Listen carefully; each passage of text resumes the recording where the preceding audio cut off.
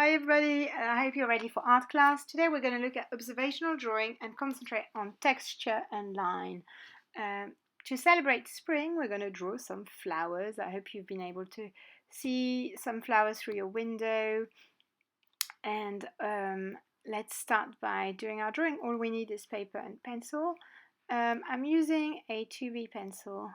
You can also use a HB pencil, that's fine.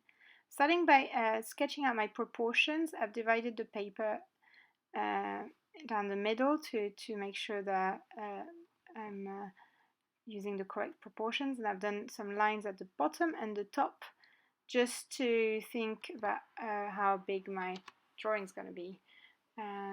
Started with a really faint sketch that you can hardly see of the bottle and the rough shapes of the flowers, and also done a line at the bottom to have the table as well, so that it's not floating into space, it's actually on something. Now I'm doing an outline of the flower. I'm really concentrating on, first I'm just looking at negative space and just do the outline, and then I'm starting to add some texture and detail. What's important here is that there's a lot of information when you're looking at flowers.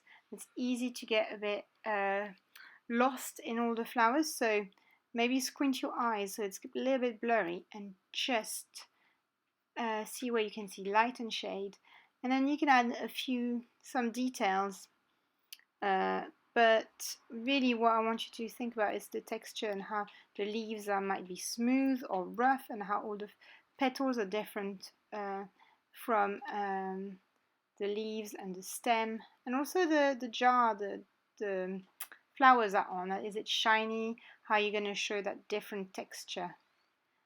Use your rubber as a tool, as a drawing tool, to add some highlights and etc.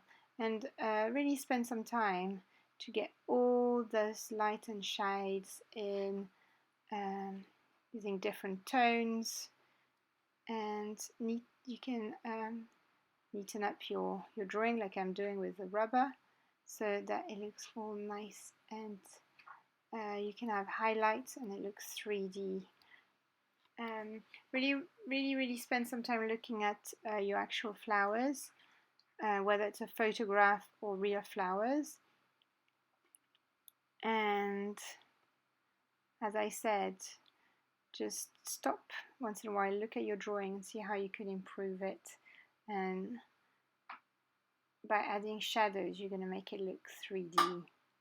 And by using different lines, you can create different textures. Here we go. Thank you.